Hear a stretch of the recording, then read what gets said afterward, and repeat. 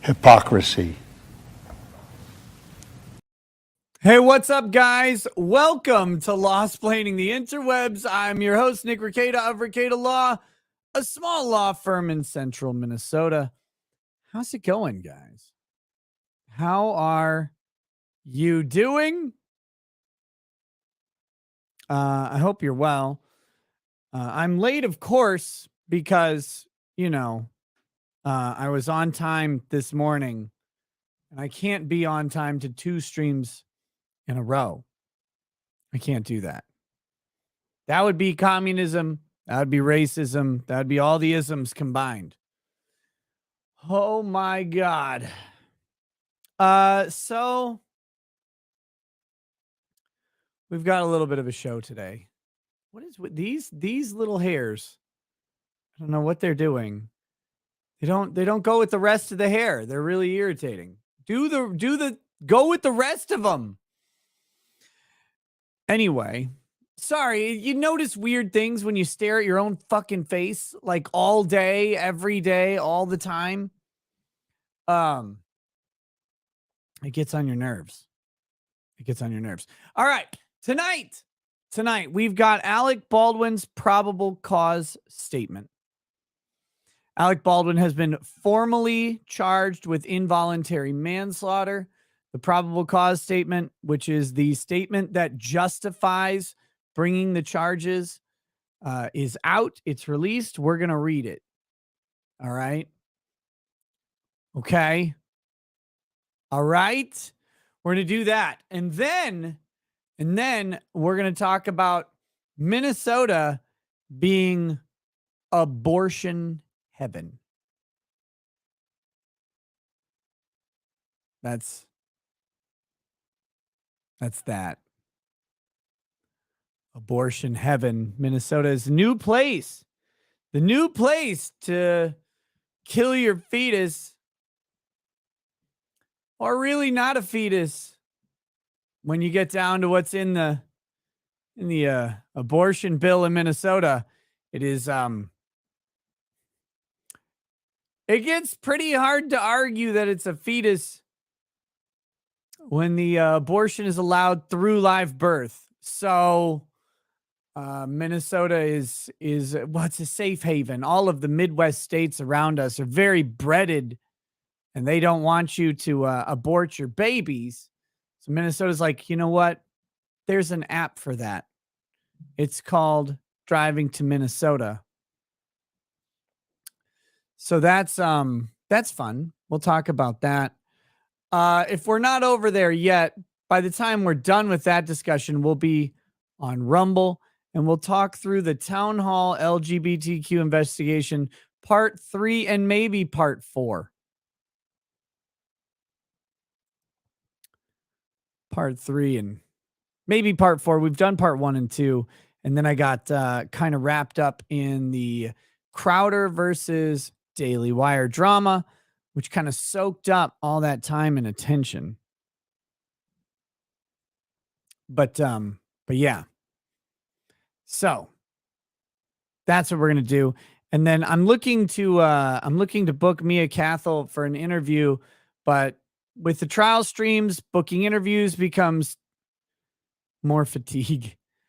Not to like put too fine of a point on it, but it's like you do like 9 hours in the morning, and then the night streams get kind of tiring, and you have to get up to do the morning streams again. I mean, that's the other problem, is that there's it's that time gap. It makes it weird. So anyway, we're gonna do that.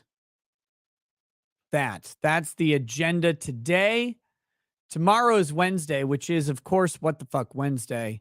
So we'll have some topics, and then a little bit of a comedy bizarre thing at the end. I'm thinking of just clipping out a bunch of MILF Manor. Like, that's what I'm thinking maybe we should do, is just watch some MILF Manor for What the Fuck Wednesday. I'll see about getting a guest on to join me in that. It could be fun. So that'll be exciting. Grum said he'd be down for a discussion about the recent D&D drama stuff. Oh man, I haven't talked to him forever. I love that guy. He's awesome. Maybe I'll reach out. And talk to him. Okay, some other brief things going on. So this show is sponsored very specifically, and I'm going to mention the sponsor a couple times, by two things that are intertwined. This show is sponsored by my locals page, ricadalaw.locals.com. It has an exclusive chat. There are exclusive live streams following the night shows, including tonight's. There are non-exclusive locals live streams as well, which you can watch, but participation does require cooperation and support. But you can do that for $5 a month, ricadalaw.locals.com, or $50 for the year. I would really love to see more people join up over on Locals, experience the chat if you want, or just support the show. And I'm thinking a lot of my lawsuit content may be over on Locals. We'll see. I'm considering it. And here's the reason. I'm not the biggest fan of just crowdfunding the damn lawsuit, but it's really fucking expensive. So a cool way to do that would be to get people to join Locals and check out the lawsuit against me, brought by an absolute fucking moron named Stephen Quest, otherwise known as Montegraph. So, fun times. Very, very fun times to get sued. Didn't you just buy an expensive car? I did, and then I got sued. It was great. It was fucking fun. That's how it goes. Getting sued is this fun thing where it happens and then you have to pay a bunch of money to deal with it. So fun times. But anyways, the other part of the sponsorship is of the show tonight is my Las Vegas live show, in which it will be me, Camelot, Dick Masterson, and several others hanging out. There'll probably be a little comedy stage show of some sort, and there will be drinks galore, hanging out with people, meeting people, all of that shit. Designation. Weren't you aware you were going to get sued? No. Montegraph's been threatening to sue me for 3 years. No, I wasn't aware that I was going to get sued now. Not at all. But does it matter? Like, is that a thing? Like, what? I'm curious about your point on that. But anyway, my Las Vegas stage show, live show, get together, meet and greet. The cast of people that are going to be at this thing is growing by the day. Looks like we've got Robert Barnes and Viva Fry. Looks like Nate the lawyer is probably going to be there. Eric Hunley, the lead attorney, said he's interested in coming as well. So Andrew Bronca is going to be there. It's going to be a blast. Come hang out. Come have fun. Come take a few days and enjoy some meet and greet. Come enjoy some Las Vegas and have all that good stuff. But will there be a hot tub? Probably not at the live event. But maybe Camelot and I'll do a hot tub stream from the hotel. We'll see. If Emily Baker is there, maybe I'm in. Well, I'll ask her, but I haven't really talked to her about it.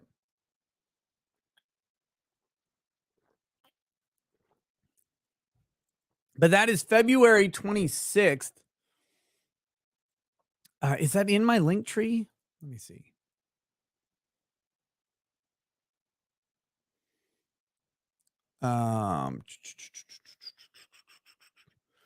No, it's not on my link tree. I'll have to share the link for it real quick. Give me just a second.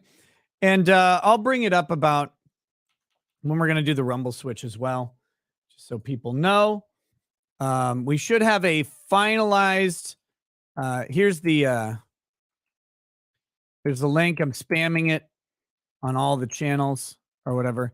I should have a finalized venue in the next couple days. I got word back from both my event organizer and a different friend who have been looking for venues, and it looks like there's a couple places that are available with the appropriate space and all of that stuff. The tickets cost is literally to defray the venue cost alone and nothing else. The venues start at $5,000.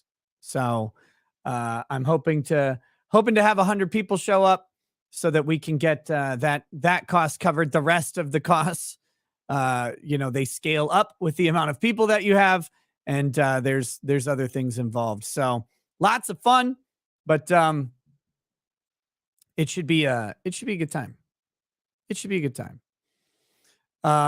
So anything else?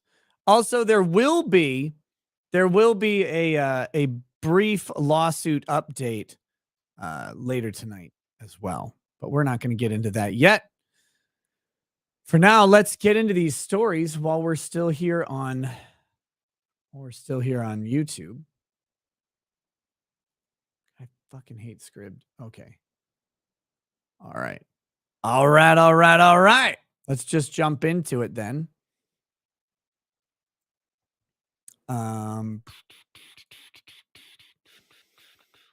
Where is it? This one. Here we go. Statement of probable cause. So this is the state of New Mexico versus Alexander Ray Baldwin III. I didn't know he was a third, and I didn't know his middle name was Ray. But we got the statement of probable cause. The background and synopsis. So again, the statement of probable cause is the state's justification for bringing a lawsuit, for bringing criminal charges specifically against a defendant. The state has to have probable cause to make an arrest or to force someone to come into court for a criminal charge. That is how they do that. And this is the justification for it. We do have from local Service Viva says, Homesteaders of America is happening October 13th to 14th, Front Royal, Virginia. All are welcome. And the Tinico brand floor mops are life-changing for any home mom. Get one for your lady. And I cannot speak more highly of a home appliance than the one my man got me for Christmas. Wait, what is this? Some sort of mop?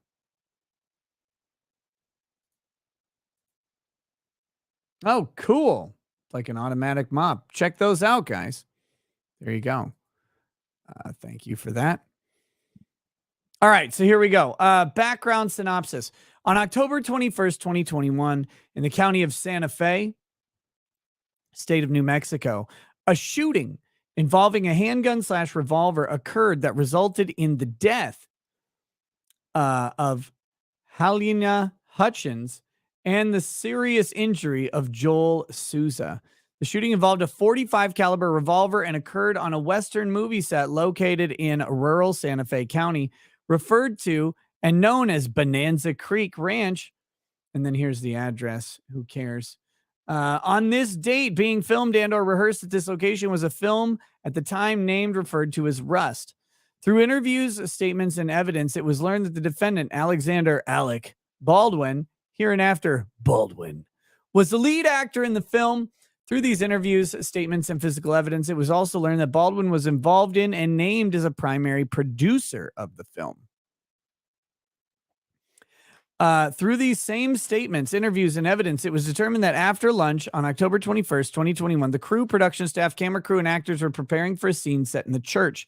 This was not an established rehearsal, nor had filming commenced. At this point, Baldwin was seated in what was referred to and appears to be a church on the movie set.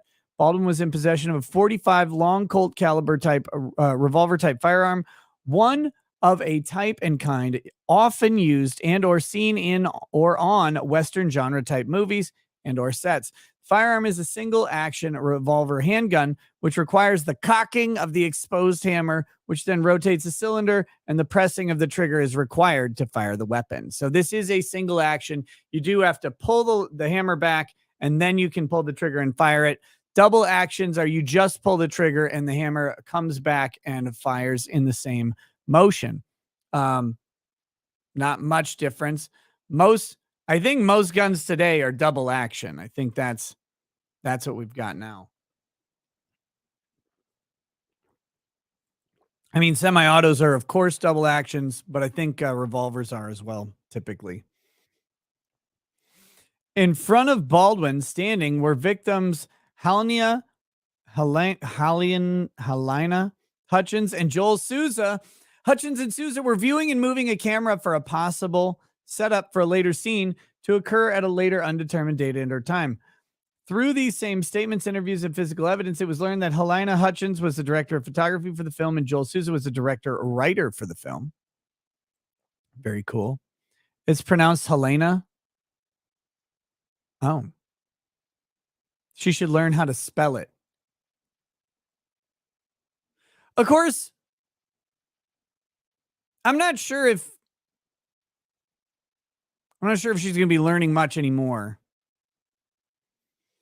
Information and evidence obtained showed that Baldwin was seated in a pew facing in a northerly direction towards the front of the church. In front of him was Helena Hutchins and Joel Souza and a camera operator, along with other crew, sound script, costume, etc. Baldwin was wearing a shoulder holster right-hand draw, which was holding the .45 long Colt caliber single action 6-shot revolver. Baldwin was practicing drawing and pointing the weapon for the scene with the guidance and instruction from Helena Hutchins and Joel Souza. The setup was to be a close-up on Baldwin and the firearm as he drew the weapon and pointed it. Helena Hutchins and Joel Souza were viewing the practice scene on a monitor attached to the camera. Baldwin drew the revolver from the holster, pointed it at Helena Hutchins, and fired the weapon. When reviewing the script and witness interviews for this particular scene and close-up shot, evidence indicates the scene shot did not require the weapon to be fired. It was also determined by consultation with expert armorers that in a rehearsal, a plastic gun or replica gun should be used as no firing of blanks is required. However, Baldwin fired the single action .45 long Colt revolver, resulting in the discharge of a projectile that struck and traveled through the right armpit of Helena Hutchins, exited her back from the OMI's official report, then struck Joel Souza in the right shoulder and lodged into his right back. So here we start to have the first problems, obviously, that the weapon, this particular rehearsal, at least, the weapon did not need to be fired at all. And of course, other armorers would suggest that you would use a prop, a plastic gun, for the rehearsal, especially when no firing is necessary.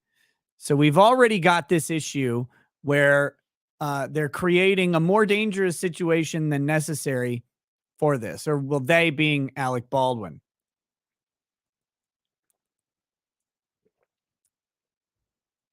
But we will, of course, soldier on. At approximately 1:48 p.m., the shooting was reported to Santa Fe County Regional Emergency Communications Center via 911. This resulted in the response of fire, emergency medical, and Santa Fe County Sheriff's Office personnel. Further resulted in a case number, CAD incident number, being generated 2021-007949. The Santa Fe County Sheriff's Office conducted an investigation into this shooting under this case number as a death investigation. Detective Alexandra Hancock was assigned as a primary investigator. The response of emergency personnel resulted in Joel Souza being transported by ambulance to St. Vincent Regional Medical Center, located at 455 St. Michael's Drive within the city limits of Santa Fe. Helena Hutchins was transported from the scene by air ambulance helicopter to the level 1 trauma center at the University of New Mexico Hospital located in Bernalillo County, Albuquerque, New Mexico. Helena Hutchins was pronounced deceased at approximately 3:37 p.m. by attending medical personnel. Joel Souza was treated and released, but not before a projectile was removed from his back.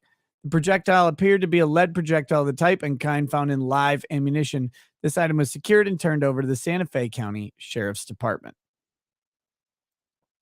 Fun times. As noted above and confirmed by the evidence and analysis, the recovered projectile first struck and then passed entirely through Helena Hutchins, then struck Joel Souza. There was no evidence that the bullet ricocheted or struck any other object or person before striking Helena Hutchins. The projectile then penetrated through the front of Joel Souza's right shoulder and became lodged under the skin on his back. The Office of the Medical Examiner, State of New Mexico, listed Helena Hutchins' cause of death preliminarily as gunshot wound of the chest after conducting an autopsy on October 22nd, 2021. So this is important. You know, they've got that it didn't ricochet, it didn't strike something else. He pointed the gun at her. It's not like he fired, it hit some like a metal nail in a wall stud and got deflected into her or something like that. It went straight into her. She was hit because he pointed the gun. She was hit because he pointed the gun right at her and pulled the trigger. Something he didn't need to do. All right, so now we go. The following additional information and evidence is provided in further support of probable cause. All right. Firearm, ammunition, and Baldwin as actor and shooter. Statements and evidence show Baldwin was not present for required firearms training prior to the commencement of filming. Whoops. Here we go, right? Here we go. Of course. Anti-fucking gun, Alec Baldwin. No, I don't need my mandatory training that everybody else needs. I'm an actor. I wouldn't ever need this. That's where the plebeians go. So he just didn't go. He didn't go. Statements, depositions from OSHA and evidence. Fucking OSHA. Show Baldwin was provided only minimal training on firearms even after Reed requested more training for Baldwin. In the deposition taken from Reed, she stated Baldwin had very limited training on the cross draw that was required for the scene on the 21st and limited training in firearms and how to check his own firearm as to whether it was unloaded or loaded, in which Reed felt it was very important in his role as Rust. A training session for at least an hour or more in length was scheduled, but the actual training consisted of only approximately 30 minutes, as according to Reed. Baldwin was distracted and talking on his cell phone to his family during the training. Sounds like me in training. I'm at this training. No, I'm not listening. That's ridiculous. Stupid thing. Who cares? Who needs this? How do you not know how to draw a gun anyway? Baldwin approached responding deputies on the day of the shooting, wanting to talk to them because he was the one who fired the gun. He was referred to and later interviewed by detectives. Look at that out of context quote. What the fuck? Fired. Quote, fired. Something before and after fired. Baldwin later asserted that he never fired the revolver and that it had just gone off. There you go. There we go. Here's an example again. Talking to the cops. Alec Baldwin, I need to talk to you. I fired the gun, right? I fired the gun. It hit that woman. The woman shouldn't have been standing there, but I fired the gun. So now they got a quote from he fired the gun. Whoops. Then he tried to say it just went off. But they got a statement of admission from him already that he fired it. Baldwin made this assertion public as well in multiple media interviews conducted after the shooting.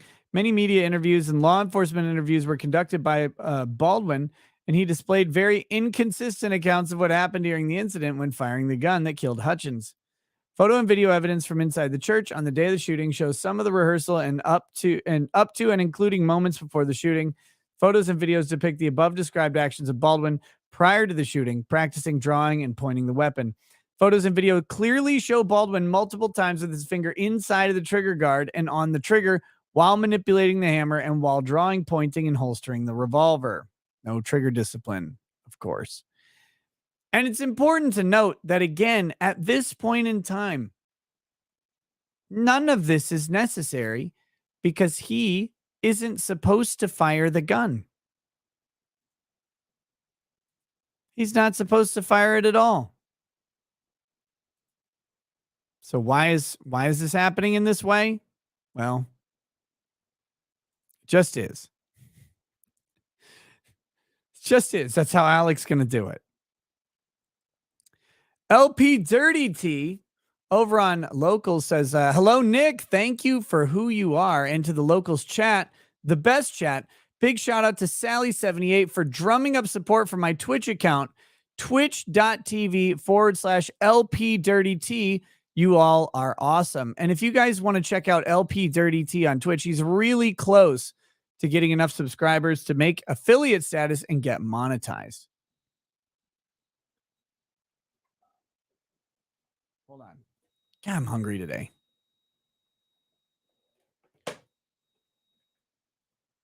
Yeah, my air conditioner is emitting a high-pitched squeal. It does that in the winter when it's really cold, and it's really fucking cold. All right. Too much eating today. I know. I actually only had breakfast and then those Doritos later and some cookies. But now I have more cookies. The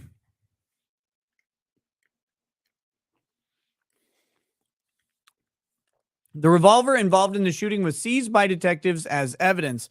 It was later submitted to the Federal Bureau of Investigation Crime Lab for examination and analysis. As part of that examination/analysis, the FBI conducted a function-malfunction check of the revolver. This involved trying to get the weapon to fire without the trigger being depressed, i.e. striking the hammer at various multiple angles against a solid object and striking the hammer of the revolver with an actual hammer/mallet. The revolver did not malfunction, i.e. fire when it should not/accidentally. This analysis clearly showed that the weapon could not accidentally fire. For the weapon to fire, the trigger had to have been depressed/pressed.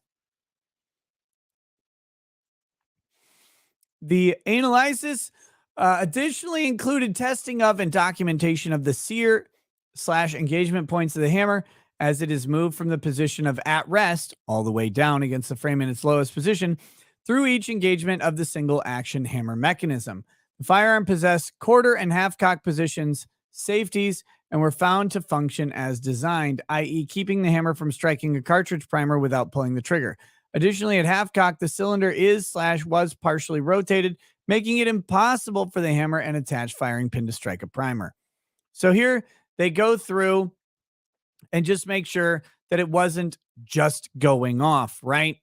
That he didn't pull the hammer part way back and have it, some malfunction cause it to release and strike the firing pin on the or strike the primer on the bullet and launch it down the cylinder, right? They got to check that because that was his claim. Well, it just went off.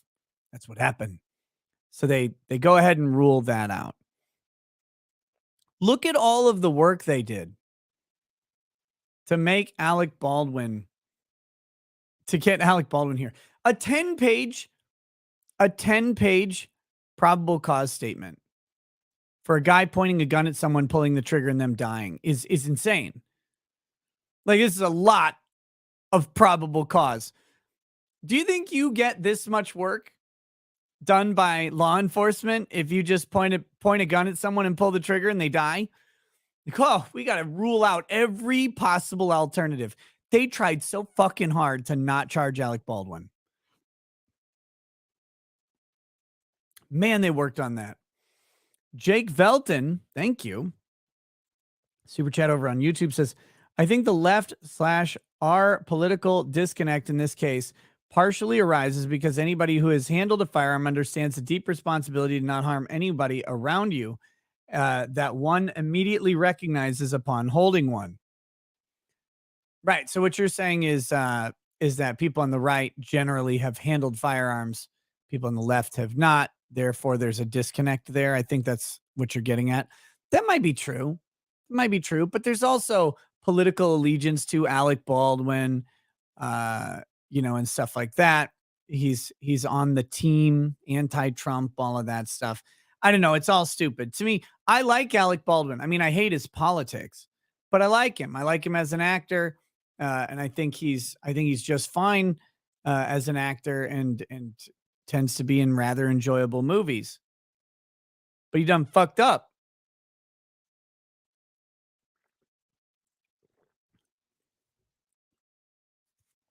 He done fucked up.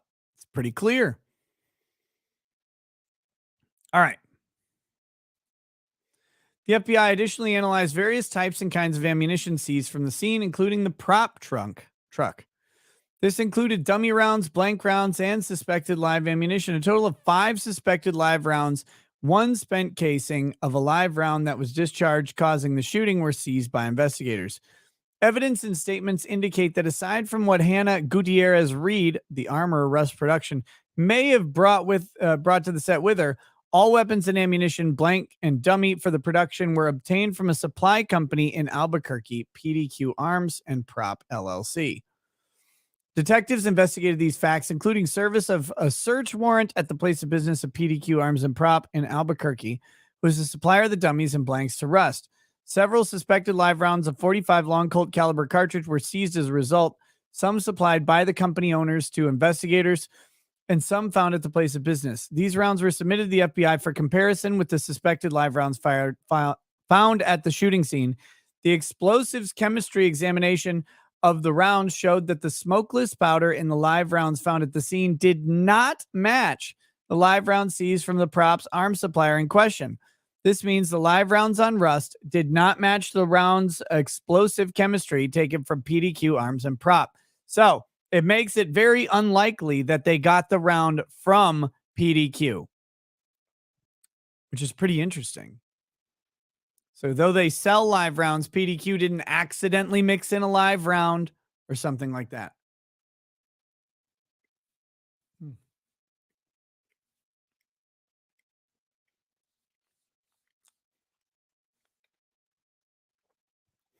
All right.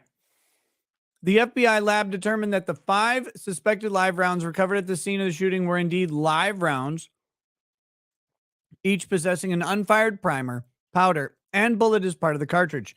These 5 rounds were found by detectives and crime scene technicians while processing the scene. The 5 unfired rounds were found in the following locations. 1 from SFSO Lieutenant Benavidez's patrol vehicle that he had seized from Reed upon his arrival. Wait, what? Oh, so he got the round from Reed and brought it to his patrol vehicle. 2 from the top of the armorer's cart, including 1 spent live round casing. 1 from a bandolier on the cart. 1 from Baldwin's holster located inside the church. 1 from an ammunition box located on the armorer's cart. Along with the casing and fired projectile, there were a total of 6 .45 live rounds that were discovered in various locations on the Rust set.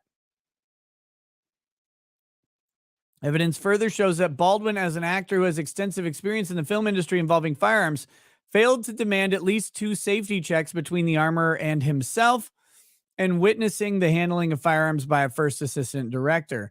Standard protocol is the armorer is to show the actor the firearm, pull the bullets out in front of the actor, and demonstrate there are no live rounds, but dummies in the firearm.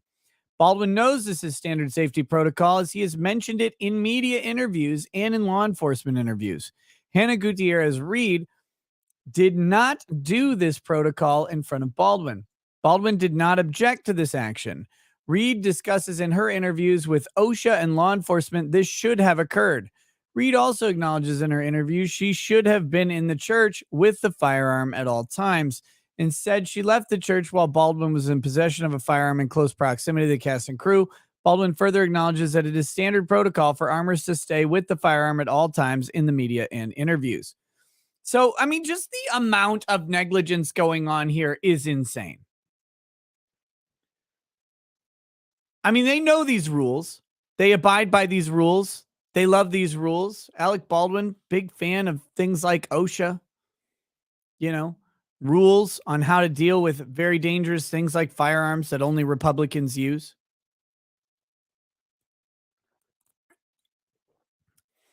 Any one of a number of these safety measures might have prevented this death, and that's the problem that they've got, is it was highly preventable. Highly preventable. Finally, Baldwin directly pointed a firearm at Hutchins and Souza. Whether guided by her directions or not, Baldwin knew the first rule of gun safety is never point a gun at someone you don't intend on shooting. In addition, always assume a gun is loaded. Had Baldwin performed the required safety checks with the armorer, Reed, this tragedy would not have occurred. In addition, if Baldwin had not pointed the gun at Hutchins and Souza, this tragedy would not have occurred. This reckless deviation from known standards and practice and protocol directly caused the fatal shooting by not receiving the required training on firearms, deviating from the required duties of checking the firearm with the armorer, letting the armorer leave the church against protocol, deviating from the practice of only accepting the firearm from the armorer, not dealing with safety complaints on the set, not making sure the protocol of safety meetings was occurring, putting his finger on the trigger of a real gun, not using a replica firearm for the unscheduled rehearsal, pointing the gun at Hutchins and Souza, and the overall handling of the firearm in a negligent manner. Baldwin acted with willful disregard of the safety of others and in a manner which endangered other people, specifically Hutchins and Souza. Baldwin clearly should have known of the danger of his actions, which led to the death of Hutchins. And there we go. This isn't just one thing that Baldwin failed to do. It's not just one slip up that is causing this. It's not just one thing he's being prosecuted, for. They've got a thorough list of all of the safety failures that Baldwin has. Again, the thoroughness of this complaint for this crime is pretty impressive. Usually you're not going to have like 9 different violations leading up to your negligent discharge of a firearm.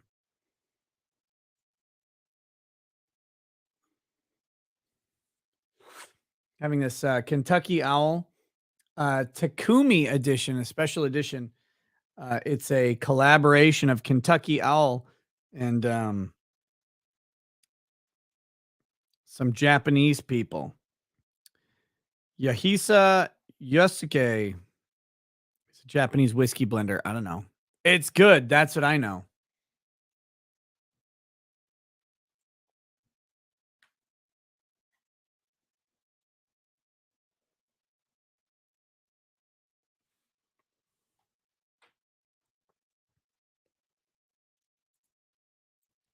All right.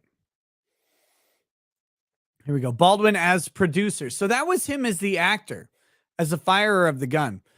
But he may be liable under a second theory of criminality, that he is the producer of this movie, and there may be liability flowing up to him this way.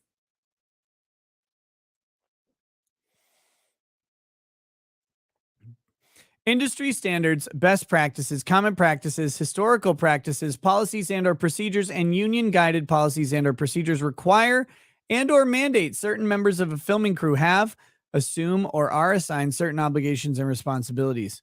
Industry experts and or armorers were consulted for information and evidence in this industry. Baldwin asserted and is clearly shown to be a producer of this particular film.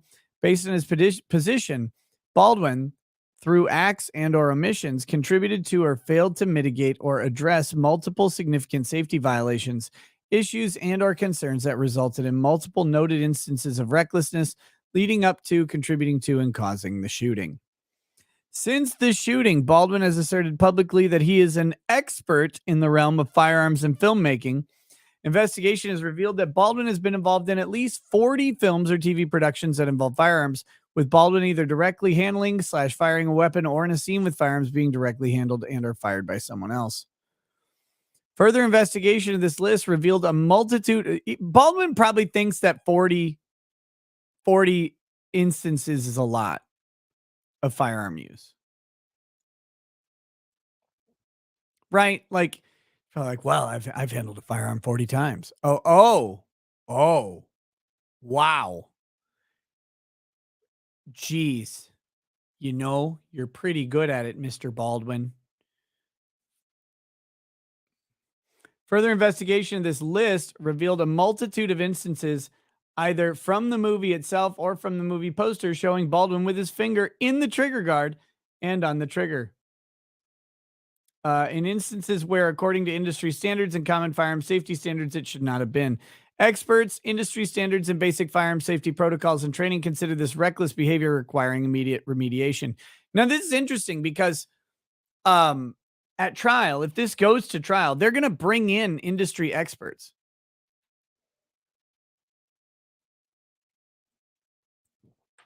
They're going to bring in people who talk about how this should be done, how this happens on movie sets, what the protocol is, how they'll probably talk about how they, get around the lack of realism and all of that stuff.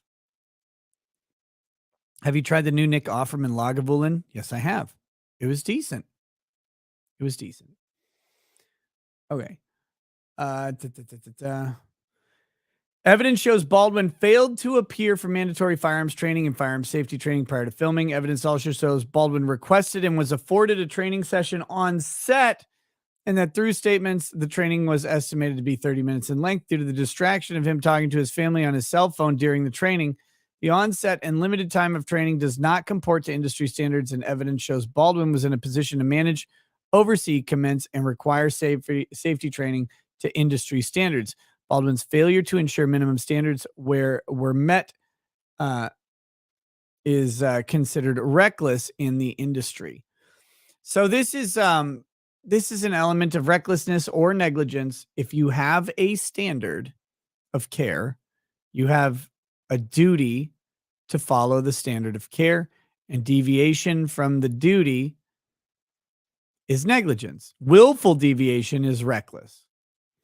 But yeah, this is always kind of the hiccup involved with medical malpractice cases is things go bad, but is there a standard of care? Because the duty is not to make people live in medical malpractice cases. The duty is to follow the standard of care. Now, if you deviate from that standard of care and then someone dies or gets particularly injured, now you've got a medical malpractice case. If you follow the standard of care, but there's just a bad result and the person dies or gets severely injured, you don't have a medical malpractice case. In this, of course, we do have a deviation from what we're looking at as a standard of care. Alec Baldwin owes a duty as a producer to make this a safe set according to industry standards. He didn't do that. He failed that. And he willfully failed it, which is where we get to recklessness, because negligence on its own is not enough for criminal liability. It has to be reckless. It has to be a willful disregard. Basic firearm safety protocols and industry standards are provided during this training, which includes basic firearm safety rules and mindset, including but not limited to not touching, pressing the trigger until the shooter is ready to fire and is sure of his or her target, treating all firearms as if they are loaded, and not covering anything with the muzzle of a firearm the shooter is not willing to destroy. The evidence clearly indicates that Baldwin recklessly ignored these rules on multiple occasions, resulting in the fatal shooting. Evidence shows that the production company hired Reed as the lead armorer for the production. Evidence shows that Reed possessed no certification or certifiable training or union card for this practice, and that she admitted she was the armorer for only one film prior to this production, approximately in April of 2021. As a producer of a firearm-intense film, evidence shows that Baldwin allowed, through acts or omissions, the hiring of inexperienced and unqualified Reed for this production, failed to mitigate or establish more precautions to protect against Reed's inexperience, or failed to demand the minimum safety standards, protocols, and requirements on set.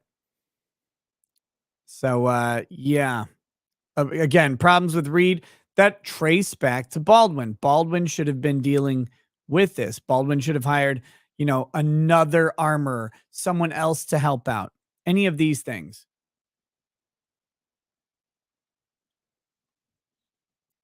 Reed was assigned by production to be an assistant prop master in addition to her armorer duties. Evidence showed that this resulted in Reed not focusing her entire attention on her primary responsibility as armorer. Evidence shows Baldwin violated industry standards and practices by allowing this reckless and generally prohibited practice, resulting in reckless actions taking place prior to and on the day of the shooting. Evidence shows that Sarah Zachary was hired as a prop master for the production. It also shows that she was assigned to assist Reed with her armoring duties. Evidence and statements show that Sarah Zachary possessed little to no experience with firearms, firearm safety, armorer duties and responsibilities, etc. It also shows that Sarah Zachary was assigned to / allowed to load and unload ammunition and firearms, handle firearms, and act as an armorer when on set, with actors / doubles taking possession of the firearms. Evidence shows this was done multiple times and without Reed being on the set as well. Evidence shows that despite the production team's awareness of the safety issues, Baldwin did not address this reckless process / procedure that is contrary to industry standards and safety protocols and commonly understood firearm safety procedures. Prior to the shooting incident, Sarah Zachary had a negligent discharge while handling a revolver intended to be used by an actor in the filming.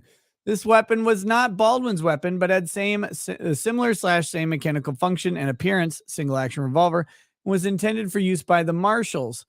Statements show that Sarah Zachary was holding and manipulating the weapon while walking, and she discharged a blank cartridge into the ground next to her foot. Industry standards, practices, and protocol consider negligent discharges reckless in nature that require immediate action and/or swift mediation, up to and including remedial training, demotion, removal from the set, termination, etc. Evidence shows Baldwin failed to act to address this reckless situation or to direct Reed to mitigate or address the situation.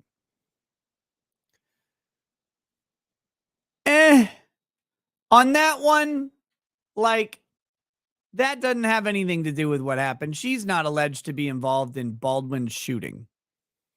But they're just going with the overall negligence of Alec Baldwin in response to the lack of firearm safety generally around the set. That's what it looks like to me.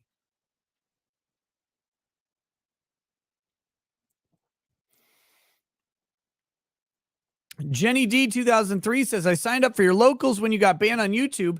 Best entertainment for $50. Yes, even the karaoke streams. And they're coming back, Jenny D. Thank you very much. Very much. Thank you. Through evidence and interviews, these reckless and serious safety violations were deemed negligent by the investigation, as there was no indications or evidence that the firearms in question malfunctioned at any time. Rather, there is evidence the weapons fired because of mishandling, misuse by those handling the firearm, i.e. pressing the trigger when it should not be. In his producer's position, the evidence indicates that Baldwin also did not act to address the lack of daily safety meetings that are required to be conducted by the first assistant director. Evidence indicates that on or about the 13th day of filming, only 3 or 4 safety meetings were conducted by the assistant director. Practice and standards investigated indicate that a daily safety meeting should be conducted with the crew, regardless of the scenes for the day's shoot. The lack of meetings and lack of appropriate content of said meetings resulted in a climate of recklessness, as evidenced by the conduct of the cast and crew documented through statements and evidence. In addition, no safety meeting was conducted on the day of the incident. Safety meetings were supposed to be listed on the call sheet daily, but were not. Meetings were called randomly throughout the day with no mandatory attendance required. The meetings were impromptu. These meetings should, pursuant to standard protocols, be conducted in the morning prior to the beginning of the day, where all members of the cast and crew should be required to attend. On October 20th, 2021, the original camera crew resigned, citing safety concerns, commute times and distances, pay, and other issues. On October 21st, 2021, a new crew was brought in to begin filming right away. Evidence indicates that during the church scene in question, the director and director of photography should have been outside of the church, viewing the scene from a large monitor covered by a tent/shade screen, commonly referred to as Video Village. Statements indicate that Joel Souza and Helena Hutchins decided to be in the church with the camera crew due to the abrupt change of the new camera crew. Evidence indicates that Baldwin failed to act to address any safety or continuity concerns with the new crew, causing a reckless situation to occur on the day of the shooting. On the day of the shooting, evidence and statements show that impromptu plans were made to rehearse and then shoot a scene inside of the church. And for this particular scene, it was to only involve Baldwin, Evidence and statements show that the first assistant director, David Halls, hereinafter Halls, was present on the set.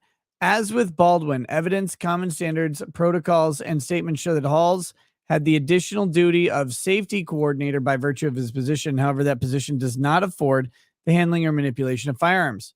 Evidence and standards also show that Halls, by virtue of his position, is the first point of contact for an armorer when they bring a firearm on set and is the first person required to conduct a safety check with the armor and weapon. Industry standards and procedures require that the armorer, in the presence of the first assistant director, show the weapon is clear and safe.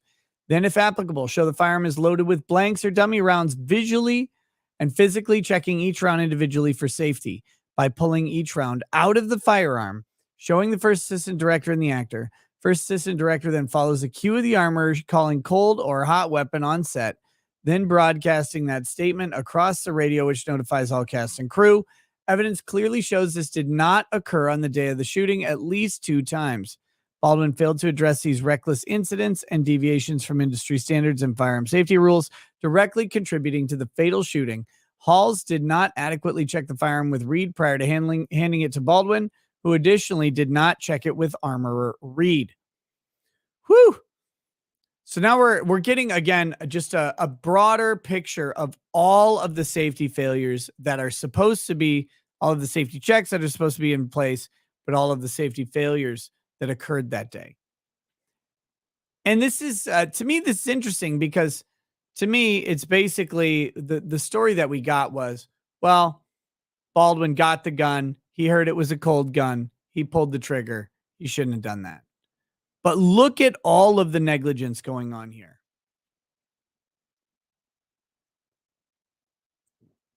This is not just there happened to be a live round. He pulled the trigger and boom. He has responsibility for a whole lot of this. And all of this setup has safety mechanisms designed to prevent this very thing from happening. And he still fails. Halls is further required to announce to crew when a firearm will be fired in a scene. I announce fire in the hole or other common phrase to put the crew on notice for shooting / loud noise and hearing protection, etc. The evidence and statement showed this requirement did not meet safety and industry standards. It further shows that Baldwin failed to address and or mitigate this reckless and dangerous practice. Halls, again, by virtue of his position, industry standards and practices, is prohibited and or strictly discouraged from handling any of the firearms on a set. As such, industry standards, policies, and practices call for the armorer to be on set and to stay on set anytime a firearm is there. This practice and standard were not conducted on the day of the shooting and was allowed by Baldwin. Prior to lunch, statements and evidence show that Halls requested Baldwin's firearm be prepped and brought to the set by armorer Reed. Reed states that she loaded the firearm with dummy rounds prior to lunch, so she didn't perform a second safety check on her own or with Halls and the firearm, just showing him the barrel and not removing the bullets to show the firearm was safe. And then Halls took possession of the firearm from Reed. Reed departed the church. Halls provided Baldwin with the firearm so he could rehearse practice with the weapon. However, there are contradictory statements that Reed brought an empty gun to Halls and at some point loaded it with dummy rounds while in church. Reed then showed Halls the firearm. Again, Reed did not do a proper safety check with Halls or Baldwin. Reed then left the church. Reed leaving the set and Halls handling the firearm are considered very reckless actions according to industry standards, expectations, and common firearm safety protocols and considerations. There is no evidence or information that Baldwin addressed or acted to mitigate these reckless actions. In addition, for a rehearsal, a rubber or replica firearm should have been used. Only when the actual scene was to be filmed should the weapon have been loaded with dummy rounds. Baldwin, Halls, and Reed all knew this was standard protocol. And again, here we have another thing. The weapon shouldn't even have dummy rounds for this part because they weren't filming. They weren't filming. It's one of the things that really annoyed me when talking with fellow YouTubers about this. We're very sympathetic to Alec Baldwin for no discernible reason.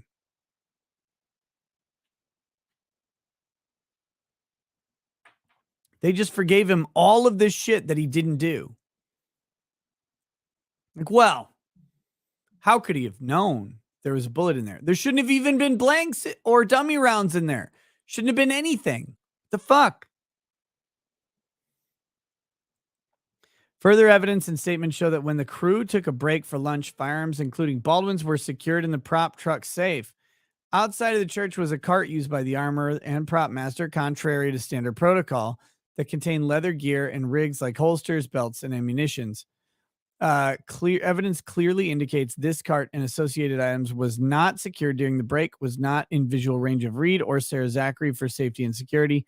The unsecured cart with equipment, ammunition, and firearms is considered very reckless by industry standards and by common firearm safety standards and protocol.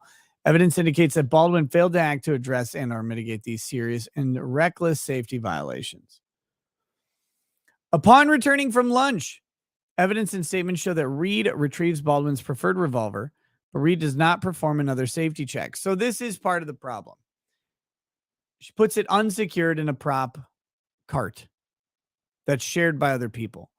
Anyone could have come in and put a live round in there. Let's say she didn't put a live round in. She had no idea. Anyone could have come and jammed a live round into that gun. And no one would know any better because she never checked. Additionally, Reed again is asked and complies with Halls by handing him the firearm once inside the church. There are also contradictory statements that Reed brought in the firearm empty, showed it to Halls, and ultimately later loaded it with dummy rounds. Regardless, the evidence is consistent that Reed failed to show Halls each dummy round and pull them out for safety, nor did Halls request it. Reed did not show Baldwin the loaded firearm either, nor did he request to see the rounds, which was standard protocol. Reed left the church. Evidence and statements also indicated that an after-lunch safety check of the firearm to industry standards between Reed and Halls did not occur, and this after-lunch sequence of events is documented to have had no less than 4 extremely reckless violations of industry standards, safety protocol, best practices, and common firearm safety protocols in a very short compressed period of time.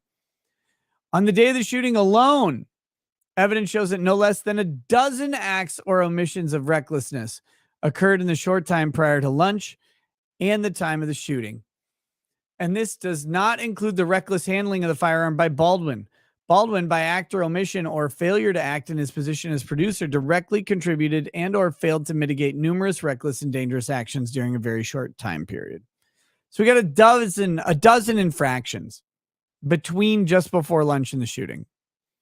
Finally, industry standards, protocols, and common firearm safety procedures on movie sets require the armorer, after conducting a safety check with the first assistant director, to conduct a second safety check with the actor to be handling the firearms. This reckless violation of standards and firearm safety occurred 2 times leading up to the shooting, and Baldwin failed to act to mitigate or correct the reckless safety violations, neither in his capacity as actor nor producer.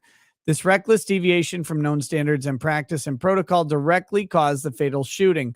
Baldwin acted with reckless disregard and or more than mere negligence in this incident. Baldwin acted with willful disregard of the safety of others and in a manner that endangered other people, and he clearly should have known the danger of his actions, which led to the death of Hutchins. Furthermore, Baldwin handled the weapon in a negligent manner. Evidence exists to clearly show that on October 21st, 2021, Helena Hutchins was killed when Baldwin fired a firearm that he pointed at her. The evidence and statements documented in this affidavit confirm many instances of extremely reckless acts or reckless failures to act by Baldwin in a 10-day period. Evidence clearly shows that none of the incidents or issues were addressed by Baldwin in his position as actor or producer to mitigate further occurrences of recklessness, correct reckless behavior, or correct training deficiencies. Baldwin's deviation from known standards, practice, and protocol directly caused the fatal death of Hutchins. By not receiving the required training on firearms, not checking the firearm with the armorer, letting the armorer leave the firearm in the church without being present, deviating from the practice of only accepting the firearm from the armorer, not dealing with the safety complaints on set, and or making sure safety meetings were held, putting his finger on the trigger of a real firearm when a replica or rubber gun should have been used, pointing the firearm at Hutchins and Souza, and the overall handling of firearms in a negligent manner. Baldwin acted with willful disregard for the safety of others and in a manner which endangered other people, specifically Hutchins and Souza. Baldwin clearly should have known the danger of his actions, which led to the death of Hutchins. Probable cause exists that Baldwin committed involuntary manslaughter contrary to and defined in NMSA 32.3 manslaughter. in the commission of a lawful act which might produce death in an unlawful manner or without due caution and circumspection, or during the unlawful act of not amounting to a felony, to wit, negligent use of a deadly weapon. Okay. So there we go. That's that. Now, what is really interesting about this case is a lot of times when we're talking about recklessness or negligence, we're trying to create the duty. We're trying to create the thing that was violated by the person, but there's not a set standard. It's not a standard of care. I talked about that a little earlier. In this case, there's a definite standard of care. The industry has a list of protocols around the handling of firearms. The industry tells them exactly what they need to do with the handling of firearms. And Alec Baldwin just didn't do it. Just didn't do it. But it's kind of interesting because now we have this very specific layout of all of the shit he was supposed to do according to the industry itself. And not only that, but he acknowledges and admits that he should have been doing these things. It's not like he doesn't know.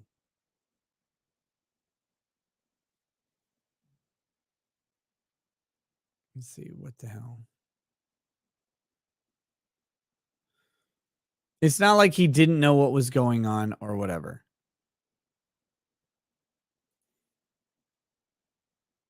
He knew. And then he violated it. And that's what brings it to criminality. Because again, merely negligently violating the standard of care, you miss a step or whatever. That's not criminal. Willful disregard. Criminal acts have to be intentional. So a willful disregard of the standard of care is recklessness. That's where we get to the crime. That's where we get to Baldwin being prosecuted versus being civilly sued. That's what we got. So there you go. Now Nate and Bronca were on during the trial stream the other day, and they were talking about a big problem for Baldwin, which I'm surprised didn't make it into the complaint, the statement of probable cause here, but will probably be brought up at trial. The armorer asked Alec Baldwin to check the gun. Do you want to check it? And he said he didn't want to embarrass her, so he said no. Well, I don't want to embarrass you, so no, it's fine. I don't need to check the gun.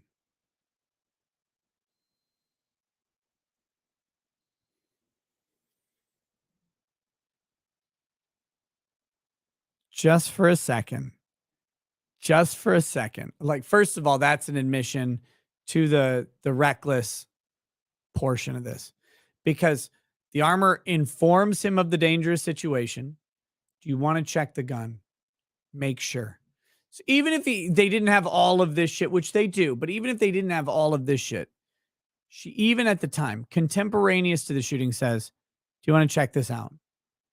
I loaded it with dummy rounds or whatever. You want to check it? I don't want to embarrass you, so no, I'm not going to check it.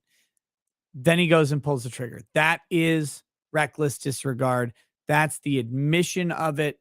That is admitting to knowing or being informed, having constructive knowledge of the dangerous situation, and then disregarding it willfully. I'm not going to check it. No, I won't check it. It's open and shut on this one. That should seal the deal. That is the well, what the hell just happened on Locals? That was odd. Or not Locals, Rumble. That is what should do it right there for the criminality. And that statement should be brought up in court. But we'll see. I think Alec's going to plea on this one. I don't think it's going to go all the way to trial. I think he'll take a guilty plea for no jail time. That's what I'm going to guess. But we'll see how that goes, We don't actually know what'll happen. But it is good that he's being charged because for a while it looked like that maybe he wouldn't be charged. And that'd be messy. Okay. Let me go through some of these YouTube chats real quick. Don't have a ton to go through, so it shouldn't take too long. And then we'll go over to we'll switch over to Rumble after that. Hold on, I got to get the first one that came in today before the show started.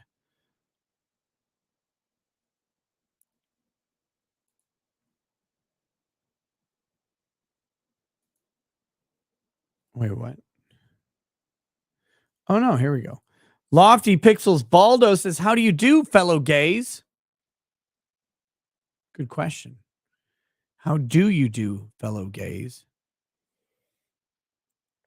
Scott Haynes RE says, "I think I figured out the problem with the Murdoch gunroom picture fiasco from today. Sent you an email explanation that is too long to post here. Please read and tell me if I'm crazy or not. Thanks." Okay, I'll check it out, brother. Bandit 848, can we send Ralph Northam to Minnesota? Yes.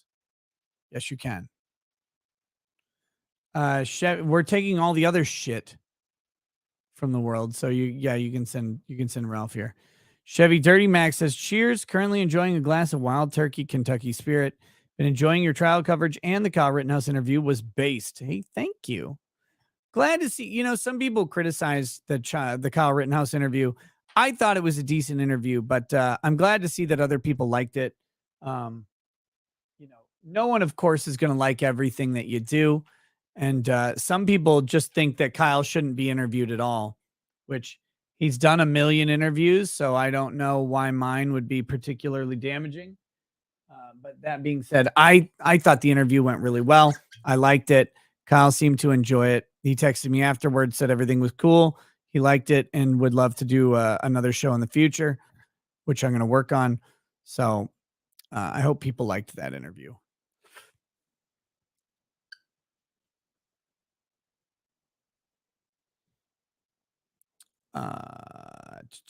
Savage Dart says Law Tube Palooza. It's kind of looking like that out in Vegas, which we're going to do a Vegas announcement again in just a minute. Coach Platitude grifting for a buddy, JRS Wargaming. He paints minis, does tabletop gaming, and let's plays. He's a small channel with 466 subs. Let's bump him up so he'll be more productive at work tomorrow. There you go, guys. Check out JRS Wargaming if you're into tabletop wargaming stuff. Very cool. Let's see. Did I invite Kyle to Vegas? No. He's 19, 20. What's he going to do in Vegas? Bandit 848. SAO pistols are still a thing, but it's for competition.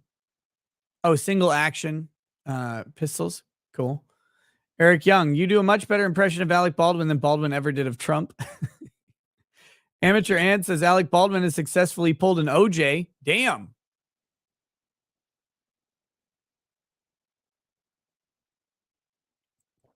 Larry says live rounds randomly scattered all around the set. Probably in different, cases, boxes, carts, prop carts, things like that. Go to one of those daycare centers. Circus will let him in. Aw, poor Kyle, doing him dirty. JD, welcome to paralegal status, or thank you for continuing your paralegal status. 9 months.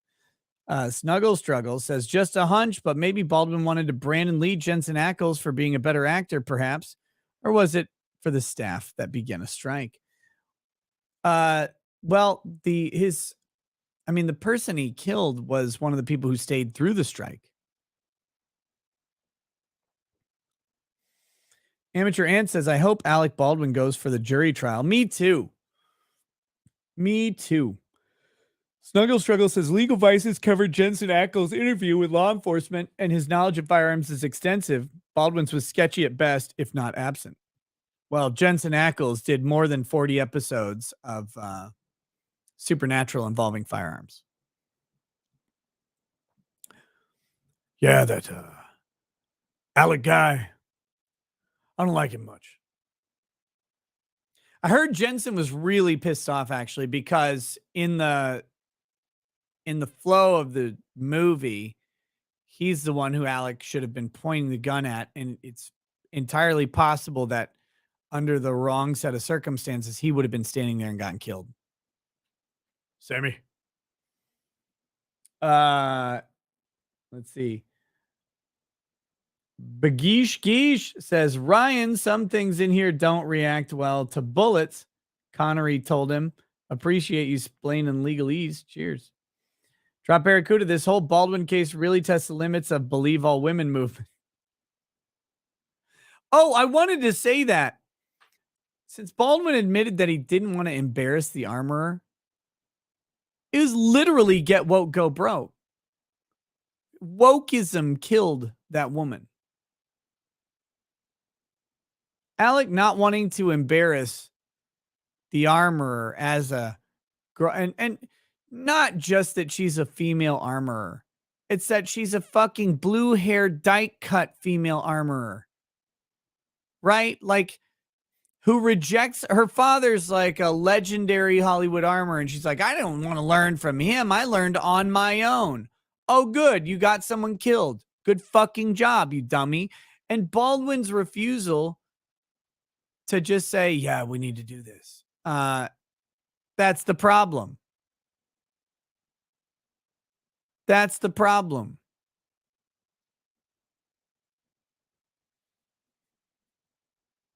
Shit take? Why? What's the shit take about it? Baldwin not wanting to embarrass the young female armorer on set? Because why didn't he want to embarrass her? Is it because what reason would there be?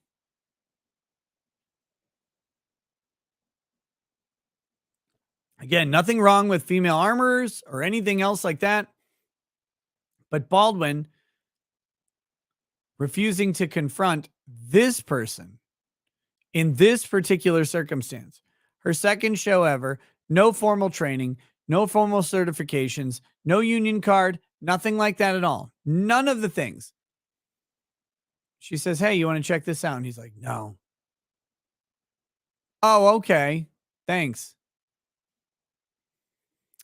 Feeling crispy. Is Nick only reading locals comments? He says, no, I mean, I'm reading comments from the YouTube right now.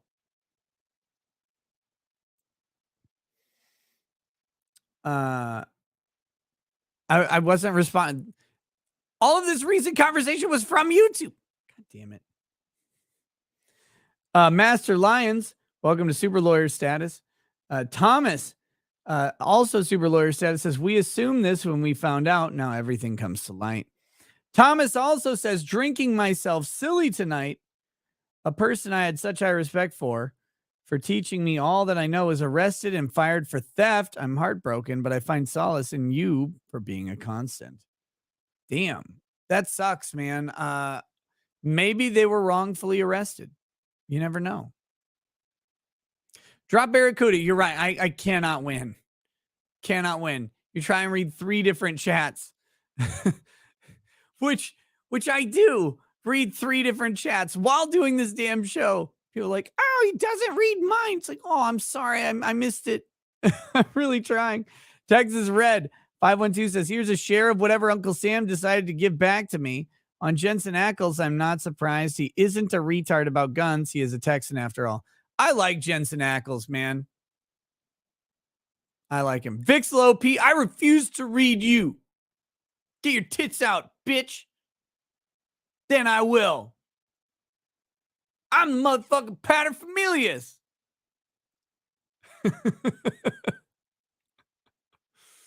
There's no winning, only surviving, and barely at best.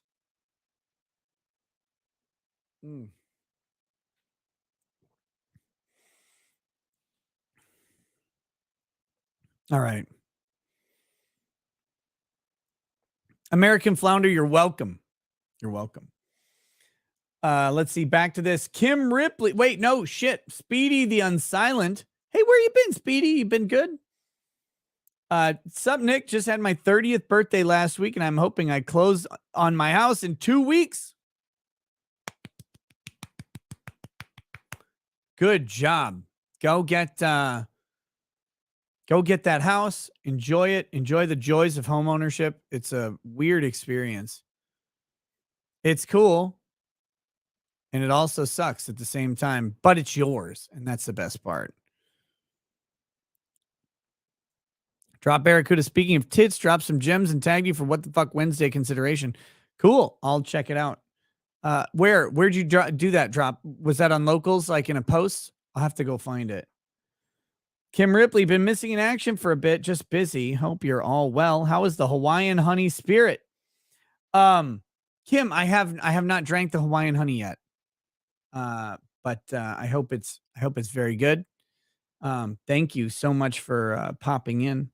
I'll have to drink it and check it out. It's upstairs, so I don't have it here to try. Joseph Hoggett, say what you will about Baldwin. He at least gives young talent a shot.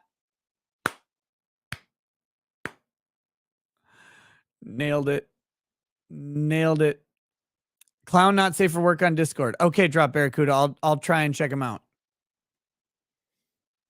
That's something I should say. My Discord is back open. So again, if you are a Ricada Law local subscriber, you also get access to the Discord, which has all sorts of various chat rooms and problems. And if you go into the Discord, you get the wonderful honor of probably being told to kill yourself about 50 times in a row in the first couple minutes of your arrival there. But if you live through that experience, you will be loved and fondled right on the anal hole by the Discord, because that's what they do. They're weird over there. Joseph Hoggett says, say what you will. Oh, wait, no. Janiel Vargas, did you invite Fox to the Vegas meetup? Do you mean Megan Fox? I mean, she's welcome to come. I haven't specifically invited her, no. Not Heisenberg says, it's embarrassing not to ask her to do her job. No kidding. Eric Kirschner, welcome to our paralegal for 7 months. Thank you. Coach Platitude, it was JTS Wargaming, not JRS. The nose misled you. Wait, I think you said JTS or JRS. I'm looking. You wrote JRS Wargaming, buddy. You wrote JRS. It's not my fault. Go back and look. But it was JTS Wargaming. There you go. And then Miku Huntu 4X Bot says, Whopper, Junior, double, triple Whopper. I rule this day. BK, have it your way. You rule. And Bruce Cranium 56 says, cursed my father out today because of work. Family business. Need advice on how to get him to listen. You try and get your dad to listen to you on a family business that he probably runs. Good luck. You'll need it. I don't know, brother. I'm not the type of guy who would tell my dad what to do in his business. But his business wasn't mine. Right? He worked software for Cray supercomputers for like 35 years. He knows his job very well. I don't know shit about his job because I don't write in COBOL or whatever. So I don't know what you do, man. Take him out to the golf course. Give him an idea. Okay. So again, let me just remind you who the sponsors of this show are today. This show is sponsored all locally. We don't have an external sponsor for this show today. We have my locals, ricadalaw.locals.com. Come check it out. You don't have to pay anything to sign up for locals, to follow along. You'll get all the updates. You'll get notifications every time I go live. Even when I go live on other channels, you'll get notifications from my locals because I tend to make a post about it. Hey, I'm going live on such and such. And there's a live chat associated with it. So even when I'm on another channel, you can be in the locals live chat, enjoying that live chat there. Maybe you don't want to be on that other person's live chat, during their stream or whatever, because they're very breaded or gay or whatever.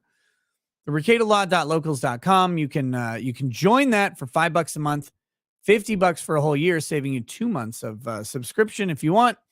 And you get to have access to the 24/7 live chat. You also get access to the Discord. If you don't like the locals live chat, you can go in the Discord.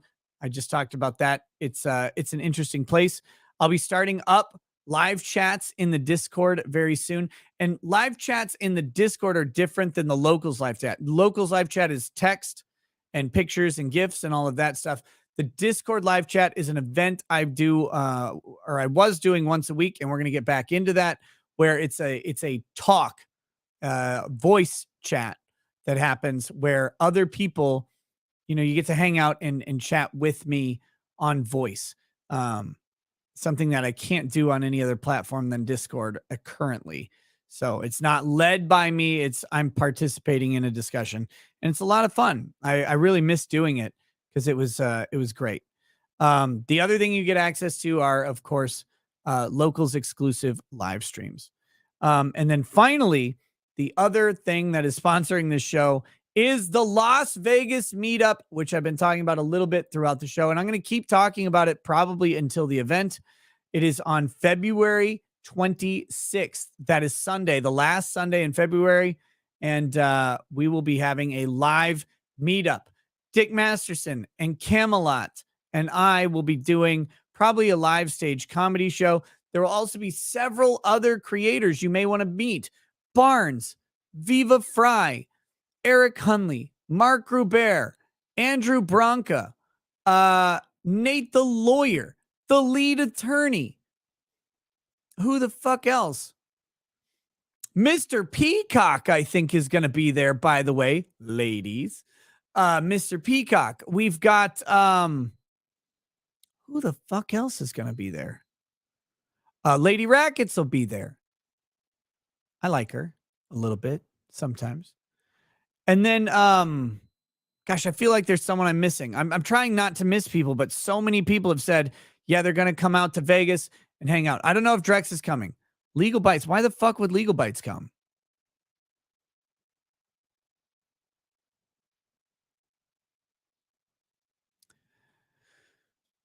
I said Viva. I said lead. So, legal mindset. I doubt it. Coming from Korea is a little bit tough. So, I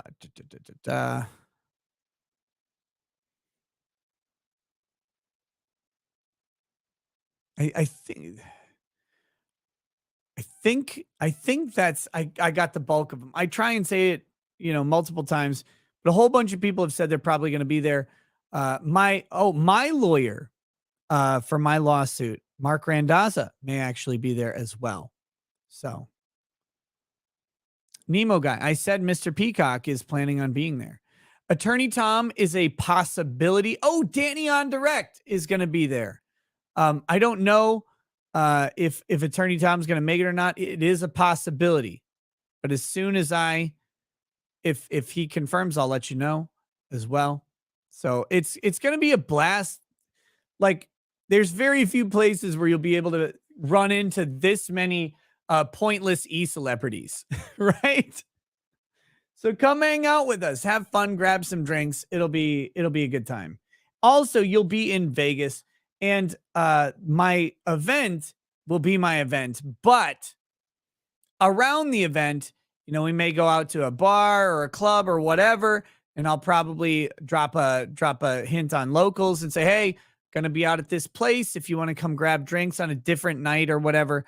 That's entirely possible. I don't know what the Vegas nights and days are going to hold just yet. I just have the one specific event planned, and that that one is the ticketed event, but other stuff is certainly possible. I've never been to Vegas, so I'm looking to go out and have fun.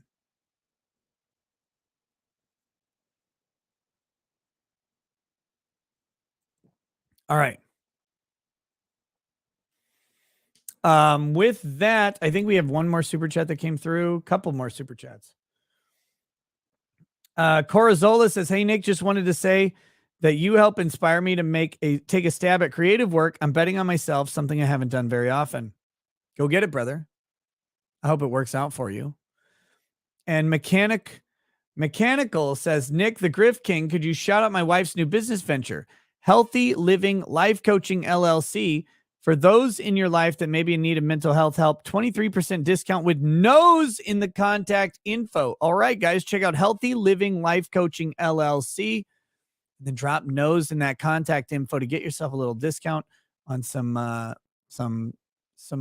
guidance and direction. Very cool. Karen Bites is breaded says, "Please rant about how grifting isn't actually scamming. People acting like grifting is a bad thing are so breaded and don't understand capitalism, baby." Well, okay, grifting is actually a negative term, but it's been co-opted by retards like me to say, hey, grifting is just us putting ourselves out there saying, hey, here's what we offer, and you can participate in it or not. And really, that's the thing. You have the freedom of choice in all of this stuff to say, I like this, I want to support it, or I don't. We're doing our damn things either way. But my grift is always out there for people to voluntarily participate in. I don't ask people to send money. I don't ask people to do anything. I'm asking people to buy tickets to the Vegas show, but it's literally only to defray a portion of the cost, because I'm probably going to lose money on it, which is fine, by the way. I didn't plan to make money on the Vegas show. The plan was to lose money. And I'm planning on losing money a couple other times this year too, doing meetups as well, because I just want to get out and meet people and hang out and be, be accessible personally. Because not everybody can come to, I go to Anime Matsuri, but not everybody wants to go to a gay anime convention, and not everybody can.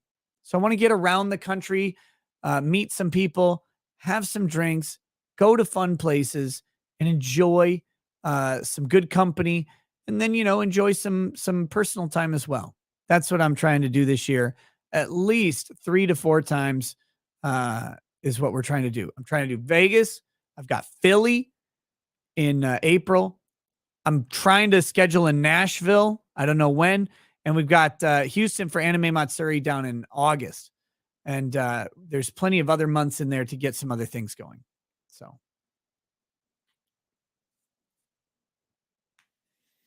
So yeah, it's gonna be fun. So come hang out. Okay.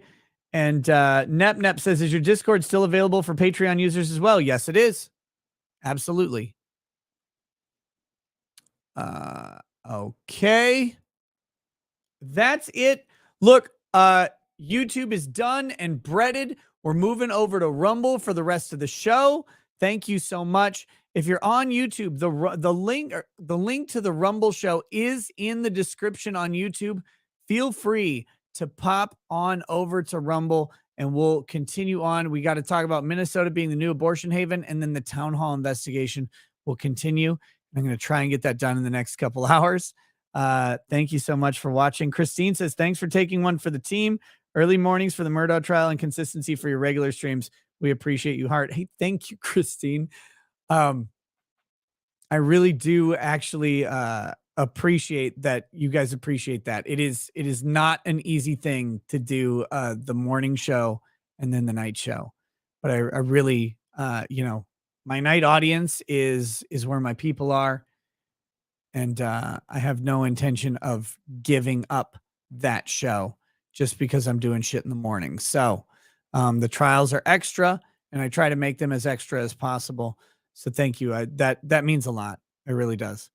All right. To everybody on YouTube, we'll see you in a little bit, hopefully over on Rumble. Peace. Peace. For the thousands in attendance and the millions watching around the world, ladies and gentlemen,